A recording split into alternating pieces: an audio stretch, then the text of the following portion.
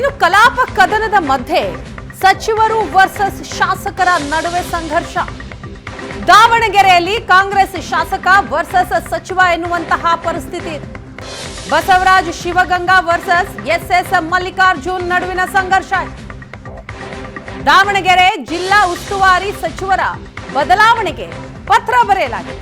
CM ಡಿಸಿಎಂಗೆ ಶಾಸಕ ಬಸವರಾಜ್ ಶಿವಗಂಗಾ ಪತ್ರ ಬರೆದಿದ್ದಾರೆ. ಏಷ್ಯಾನೆಟ್ ಸುವರ್ಣ ನ್ಯೂಸ್ನ ಎಕ್ಸ್ಕ್ಲೂಸಿವ್ ಆದಂತಹ ಸುದ್ದಿ ಇದು.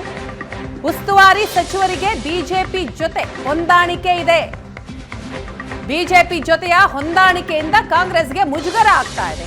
ಶಾಸಕರು ಮುಖಂಡರು ಈಗ ಸಂಕಷ್ಟವನ್ನ ಅನುಭವಿಸುವಂತಾಗಿದೆ ಅಂತ ಪತ್ರದಲ್ಲಿ ಉಲ್ಲೇಖಿಸುತ್ತಾರೆ. ಸಿಎಂ ಡಿಸಿಎಂಗೆ ಪತ್ರ ಬರೆದಿದ್ದಾರೆ ಶಾಸಕ ಬಸವರಾಜ್ ಶಿವಗಂಗಾ. ಎಸ್ ಮಲ್ಲಿಕಾರ್ಜುನ್ ನಡೆ ಏನಿದೆ ಅದರ ವಿರುದ್ಧ ಶಾಸಕರು ಅಸಮಾಧಾನಗೊಂಡಿದ್ದಾರೆ. ಉಸ್ತುವಾರಿ ಸಚಿವರ ಬದಲಿಗೆ ಶಾಸಕರಿಂದಲೇ ಪತ್ರ. ವರ್ಗಾವಣೆ ವಿಚಾರದಲ್ಲಿ ಸಿಎಂ ಸಹಿ ಮಾಡಿದ್ರೂ ಕೆಲಸ ಆಗ್ತಿಲ್ಲ. ಪಂಚಾಯತ್ ಚುನಾವಣೆಗಳಲ್ಲಿ ಮುಜುಗರ ಆಗಬಹುದು. ಉಸ್ತುವಾರಿ ಸಚಿವರನ್ನ ಬದಲಾಯಿಸಲು ಕಾಂಗ್ರೆಸ್ ಶಾಸಕ ಬೇಡಿಕೆ ಇಟ್ಟಿದ್ದಾರೆ, ಮನವಿ ಮಾಡಿಕೊಂಡಿದ್ದಾರೆ. ದಾವಣಗೆರೆ ಜಿಲ್ಲಾ ಉಸ್ತುವಾರಿ ಸಚಿವರ ಬದಲಾವಣೆಗೆ ಕಾಂಗ್ರೆಸ್ ಶಾಸಕ ಬಸವರಾಜ್ ಶಿವಗಂಗಾ ಪತ್ರದ ಮೂಲಕ ಆಗ್ರಹಿಸಿದ್ದಾರೆ, ಒತ್ತಾಯವನ್ನ ಮಾಡ್ತಾ ಇದ್ದಾರೆ. ಈಗ ಕಲಾಪ ಕದನದ ನಡುವೆ ಸಚಿವರು ವರ್ಸಸ್ ಶಾಸಕರು ಎನ್ನುವಂತಹ ಪರಿಸ್ಥಿತಿ, ಸಂಘರ್ಷ ಶುರುವಾಗಿದೆ. ದಾವಣಗೆರೆ ಜಿಲ್ಲಾ ಉಸ್ತುವಾರಿ ಸಚಿವರ ಬದಲಾವಣೆಗೆ ಶಾಸಕ ಬಸವರಾಜ್ ಶಿವಗಂಗಾ ಪತ್ರ ಬರೆದಿದ್ದಾರೆ ಸಿಎಂ ಹಾಗೂ ಡಿಸಿಎಂಗೆ. ಎಸ್ ಮಲ್ಲಿಕಾರ್ಜುನ್ ನಡೆಯ ವಿರುದ್ಧ ಅಸಮಾಧಾನಗೊಂಡಿದ್ದಾರೆ. ಈ ಬಗ್ಗೆ ಮಾಹಿತಿಯನ್ನ ಕೊಡ್ತಾರೆ ನಮ್ಮ ಪ್ರತಿನಿಧಿ ಮಾರುತೇಶ್, ಇದೀಗ ನಮ್ಮ ಜೊತೆ ಸಂಪರ್ಕದಲ್ಲಿದ್ದಾರೆ. ಮಾರುತೇಶ್, ಏನಿದು ದಾವಣಗೆರೆ ಜಿಲ್ಲಾ ಉಸ್ತುವಾರಿ ಸಚಿವರ ವಿರುದ್ಧವೇ ಈಗ ಶಾಸಕರು ತಿರುಗಿ ಬಿದ್ದಿರುವಂತದ್ದು? ಅವ್ರು ಬರೆದಂತಹ ಪತ್ರ, ಆ ಪತ್ರದಲ್ಲಿ ಏನಿದೆ, ಏನ್ ಒತ್ತಾಯ ಮಾಡ್ತಾ ಇದ್ದಾರೆ? ವೀಣಾ, ಈ ಹಿಂದಿನಿಂದಲೂ ಕೂಡ ದಾವಣಗೆರೆಯಲ್ಲಿ ಶಾಸಕರು ವರ್ಸಸ್ ಸಚಿವರ ಸಂಘರ್ಷ ನಡೀತಾ ಇದೆ. ಈಗ ಅದರ ಇನ್ನೊಂದು ಮುಖವನ್ನು ನೋಡ್ತಾ ಇದ್ದೀವಿ. ಯಾಕಂದರೆ ಜಿಲ್ಲಾ ಉಸ್ತುವಾರಿ ಸಚಿವರನ್ನೇ ಬದಲಾವಣೆ ಮಾಡಿ ಅಂಥೇಳಿ ಮುಖ್ಯಮಂತ್ರಿಗಳು ಮತ್ತು ಉಪಮುಖ್ಯಮಂತ್ರಿಗಳಿಗೆ ಶಾಸಕ ಶಿವಗಂಗಾ ಬಸವರಾಜ್ ಪತ್ರ ಬರೆದಿದ್ದಾರೆ. ಅದಕ್ಕೆ ಪ್ರಮುಖ ಕಾರಣ ಇತ್ತೀಚೆಗೆ ರಾಜ್ಯ ಸರ್ಕಾರಿ ನೌಕರರ ಸಂಘದ ಚುನಾವಣೆ ನಡೀತಾ ಇದೆ.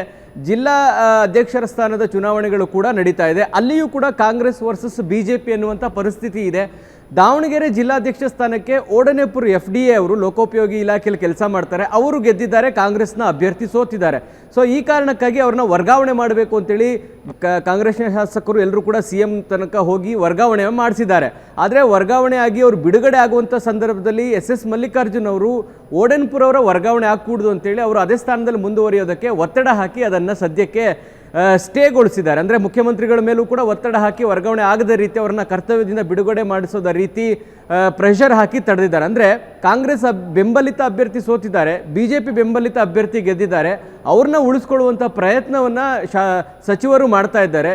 ಇದು ನಮ್ಮ ಜಿಲ್ಲೆಯಲ್ಲಿ ಕಾಂಗ್ರೆಸ್ ನಾಯಕರುಗಳಿರ್ಬೋದು, ಕಾಂಗ್ರೆಸ್ ಶಾಸಕರುಗಳಿರ್ಬೋದು ಬಹಳ ಬೇಸರ ತಂದಿದೆ. ಅಂದರೆ ಉಸ್ತುವಾರಿ ಸಚಿವರಾಗಿ BJP ಬೆಂಬಲಿತ ಅಭ್ಯರ್ಥಿಯನ್ನು ಉಳಿಸ್ಕೊಳ್ಳುವಂಥ ಕೆಲಸವನ್ನು ಮಾಡ್ತಾ ಇದ್ದಾರೆ. ಇದು ಮೊದಲೇನಲ್ಲ, ಈ ಹಿಂದೆನೂ ಕೂಡ ಇದೇ ರೀತಿಯಾದಂಥ ಪ್ರಕರಣಗಳು ನಡೆದಿದೆ ಅಂತೇಳಿ ಹಿಂದಿನ ಪ್ರಕರಣಗಳನ್ನು ಕೂಡ ಉಲ್ಲೇಖಿಸಿ ಶಿವಗಂಗಾ ಬಸವರಾಜ್ ಅವರು ಪತ್ರ ಬರೆದಿದ್ದಾರೆ. ಅಂದರೆ ಅಪೆಕ್ಸ್ ಬ್ಯಾಂಕ್ಗೆ ನಿರ್ದೇಶಕರನ್ನಾಗಿ ಮಾಡುವಂಥ ಸಂದರ್ಭದಲ್ಲೂ ಕೂಡ ಕಾಂಗ್ರೆಸ್ ಬೆಂಬಲಿತ ಅಭ್ಯರ್ಥಿಯನ್ನು ಬೆಂಬಲಿಸಿ ಅಂತ ಕೇಳಿದಾಗ ಅದಕ್ಕೂ ಕೂಡ ಅವರು ಬೆಂಬಲವನ್ನು ಕೊಡಲಿಲ್ಲ.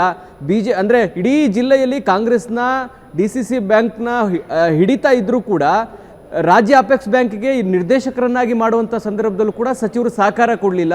ಇದು ನಾವು ತಲೆ ಎತ್ಕೊಂಡು ನಡೆಯೋಕ್ಕಾಗ್ತಾ ಇಲ್ಲ. ನಮ್ಮ ಇಡೀ ಡಿಸ್ಟಿಕ್ನಲ್ಲಿ ಸಚಿವರ ವರ್ತನೆಯಿಂದಾಗಿ ಆಡಳಿತಾತ್ಮಕ ವಿಚಾರ ಇರ್ಬೋದು, ಅಭಿವೃದ್ಧಿ ವಿಚಾರ ಇರ್ಬೋದು, ಮಲ್ಲಿಕಾರ್ಜುನ್ ಅವರ ವರ್ತನೆಯಿಂದ ನಾವೆಲ್ಲ ಬೇಸತ್ತಿದ್ದೀವಿ. ಹೀಗಾಗಿ ಜಿಲ್ಲಾ ಉಸ್ತುವಾರಿ ಸಚಿವರನ್ನೇ ಬದಲಾವಣೆ ಮಾಡಿ ಎನ್ನುವಂತಹ ಆಗ್ರಹವನ್ನು ಮಾಡ್ತಾ ಇದ್ದಾರೆ. ಒಂದು ಹಂತಕ್ಕೆ ಸಚಿವರು ಮತ್ತು ಶಾಸಕರದ್ದು ಟೀಕೆಗಳು ನೋಡಿದ್ದೀವಿ. ಹಿಂದೆ ಕೂಡ ಇದೇ ರೀತಿಯಾದಂತಿತ್ತು. ಯಾರು ಸರಿಯಾಗಿ ಪರ್ಫಾರ್ಮ್ ಮಾಡಲಿಲ್ಲ, ಲೋಕಸಭೆ ಚುನಾವಣೆಯಲ್ಲಿ ಯಾರು ಲೀಡ್ ಕೊಟ್ಟಲಿಲ್ಲ ಅಂಥವ್ರನ್ನ ಸಚಿವ ಸ್ಥಾನದಿಂದ ತೆಗಿರಿ ಅಂತೇಳಿ ನೇರವಾಗಿ ಮಲ್ಲಿಕಾರ್ಜುನ್ ಗುರಿಯಾಗಿಸಿ ಹೇಳಿದರು. ಯಾಕಂದರೆ ಅವರ ಕ್ಷೇತ್ರದಲ್ಲಿ ಲೀಡ್ ಬಂದಿರಲಿಲ್ಲ. ಬಸವರಾಜ್ ಶಿವಗಂಗಾ ನನ್ನ ಕ್ಷೇತ್ರದಲ್ಲಿ 10,000 ವೋಟ್ ಲೀಡ್ ಕೊಟ್ಟರೂ ಕೂಡ ನಮಗೆ ಸಹಕಾರ ಕೊಡ್ತಾ ಇಲ್ಲ, ನಮ್ಮ ಎಗೈನೆಸ್ಟ್ ಇರುವಂಥ BJP ಬೆಂಬಲಿತ ಅಭ್ಯರ್ಥಿಗಳ ಪರವಾಗಿ ಕೆಲಸ ಮಾಡ್ತಾ ಇದ್ದಾರೆ. ಮುಂದೆ ZPTP ಚುನಾವಣೆ ಬರ್ತಾ ಇದೆ. ಇದು ಈಗಲೇ ಹೊಂದಾಣಿಕೆ ರಾಜಕಾರಣದ ರೀತಿ ಕಾಣಿಸ್ತಾ ಇದೆ. ಸೊ ಇದನ್ನು ತಡೆದೇ ಹೋದರೆ ಪಕ್ಷಕ್ಕೂ ಕೂಡ ಡ್ಯಾಮೇಜ್ ಆಗುತ್ತೆ. ಅಭಿವೃದ್ಧಿ ವಿಚಾರ ಇರ್ಬೋದು, ಪಕ್ಷದ ಆಡಳಿತಾತ್ಮಕ ವಿಚಾರಗಳಿರ್ಬೋದು, ಅದಕ್ಕೂ ಕೂಡ ಸಚಿವರ ಏಕಪಕ್ಷೀಯವಾದಂಥ ನಿರ್ಧಾರಗಳಾಗ್ತಾ ಇದ್ದಾವೆ. ಹೀಗಾಗಿ ಅವರನ್ನು ಬದಲಾವಣೆ ಮಾಡಿ ಎನ್ನುವಂಥ ಒತ್ತಾಯವನ್ನು ಮಾಡಿದ್ದಾರೆ. ಇದು ಎಲ್ಲಿ ತನಕ ಹೋಗಿ ಮುಟ್ಟುತ್ತಾ ಗೊತ್ತಿಲ್ಲ. ಯಾಕಂದರೆ ದಿನನಿತ್ಯ ಸಚಿವರು ವರ್ಸಸ್ ಶಾಸಕರು ಅನ್ನುವಂಥ ಪರಿಸ್ಥಿತಿ ಕಾಂಗ್ರೆಸ್ ಸರ್ಕಾರ ಬಂದಾಗ್ಲಿಂದಲೂ ಕೂಡ ಇದೆ. ಅದರ ಮುಂದುವರಿದ ಭಾಗ ಈಗ ಮತ್ತೊಂದು ಪ್ರಕರಣ ಬಂದಿದೆ. ಅದು ಪತ್ರದ ಮುಖೇನ ಮುಖ್ಯಮಂತ್ರಿಗಳಿಗೆ ತಲುಪುವಂಥ ಪರಿಸ್ಥಿತಿ ಉಂಟಾಗಿದೆ. Veena. Yes sir, thank you Marutesh ತಮ್ಮ ಮಾಹಿತಿಗಾಗಿ. ಸಿದ್ಧಗಂಗಾ ಮಠಕ್ಕೆ ಕೆಐಎಡಿಬಿ ಕರೆಂಟ್ ಶಾಕ್ ಕೊಟ್ಟಿದೆ. ಆರ್ಥಿಕ